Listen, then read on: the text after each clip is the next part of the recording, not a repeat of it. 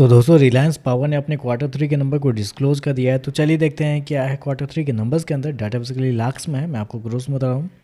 तो देखिए पिछले क्वार्टर में कंपनी 1974 करोड़ का रेवेन्यू जनरेट की थी ऑपरेशन के थ्रू। पिछले साल 1852 करोड़ के आसपास, जबकि अभी देखें तो कंपनी का रेवेन्यू 1872 करोड़ आपको जाता हुआ देखने को मिला। तो साल दर साल जाते हैं तो साल दर साल कंपनी के रेवेन्यू के अंदर लगभग 1% के आसपास की तेज़ी आपको देखने को मिल रही है। जबकि क्वार्टरली बेस पे जाते हैं तो क्वार्टरली बेस पे कंपनी के रेवेन्यू के अंदर 5% के आसपास की गिरावट आपको देखने को मिली। तो क्वार्टरली बेस पे रेवेन्यू गिरता हुआ देखने को मिला है। जबकि साल दर साल जाते हैं तो कंपनी का रेवेन्यू 1% के आसपास बढ़ता हुआ देखने को मिल रहा है। चलिए कंपनी के खर्चे क्या निकलते हुए देखते हैं। तो देखिए पिछले क्वार्टर में कंपनी 1958 करोड़ खर्च किए थे, पिछले साल 2109 करोड़। जबकि अभी देखें तो कंपनी खर्चे 1849 करोड़ आपको जाता हुआ देखने को मिला। तो खर्चे देखें तो खर्चे ठीक है, कंट्रोल में देखने को मिला है। इस क्वार्टर में काफ़ी कंट्रोल में है, क्योंकि 1% के आसपास का रेवेन्यू आपका बढ़ता हुआ देखने को मिला है। और खर्चे देखते हैं तो खर्चे आपको साल दर साल कम होते हुए देखने को मिल रहे हैं। स्पेशली एक ही चीज़ पे जहाँ पे कंट्रोल हुआ वो है कंपनी के फाइनेंस कॉस्ट, क्योंकि कंपनी के जो कर्जे हैं वो लग रहा है थोड़े से इस क्वार्टर में कम होते हुए देखने को मिला है। 544 करोड़ से घट के 371 करोड़ आपको देखने को मिला। तो फाइनेंस कॉस्ट कंपनी के कम होते हुए देखने को मिला है।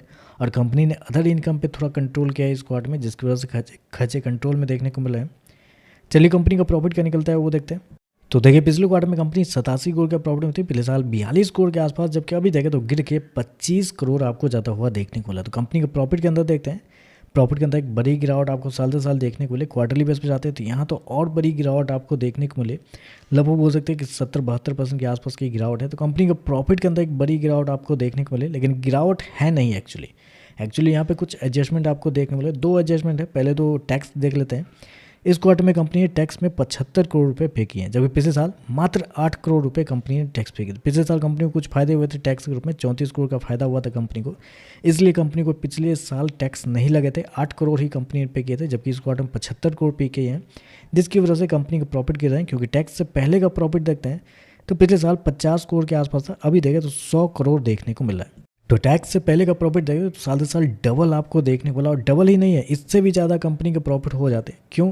क्योंकि अदर इनकम में आपने देखा होगा पिछले साल कंपनी को 306 करोड़ कंपनी ने जनरेट किया था अदर इनकम, जबकि इस क्वार्टर में लगभग 77 करोड़ के आसपास ही आपको देखने में। तो अदर इनकम पिछले साल बहुत ज़्यादा था, इस साल कम आपको देखने को मिला है। लगभग 230 करोड़ का डिफरेंस आपको देखने को मिला है साल दर साल। 230 करोड़, आप समझ लीजिए 230 करोड़ यहाँ पर अगर आप ऐड करते थे 100 करोड़ में तो लगभग 330 करोड़ का प्रॉफिट हो जाता पिछले साल के मुकाबले। 50 करोड़ के मुकाबले 330 करोड़, तो कंपनी का प्रॉफिट बहुत शानदार हो जाते हैं।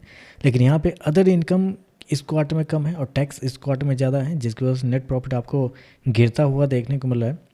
ईपीएस की बात करते हैं तो देखिए पिछले क्वार्टर में कंपनी का ईपीएस 0.2, पिछले साल 0.1, अभी देखें तो 0.06 आपको देखने को मिला है। तो ओवरऑल देखा जाए तो नंबर टेक्निकली अगर देखें तो नंबर आपको अच्छे देखने को मिला है। कंपनी के रेवेन्यू साल दर साल 1% बढ़ा है, क्वार्टरली बेस पर गिरता हुआ देखने को मिला है, लेकिन उसके बावजूद देखें तो कंपनी का प्रॉफिट आपको ऑपरेटिंग प्रॉफिट बढ़ते हुए देखने को मिला है। तो थोड़ा नंबर को डिटेल में देखेंगे तो नंबर अच्छे देखने को मिला है, लेकिन ऊपर से देखेंगे तो नंबर आपको कमजोरी देखने को मिलेंगे। देखते हैं इस पर मार्केट कैसे रिएक्ट करता है। वीडियो पसंद आए तो लाइक कीजिएगा, साथ ही साथ चैनल को सब्सक्राइब जरूर कीजिएगा। धन्यवाद।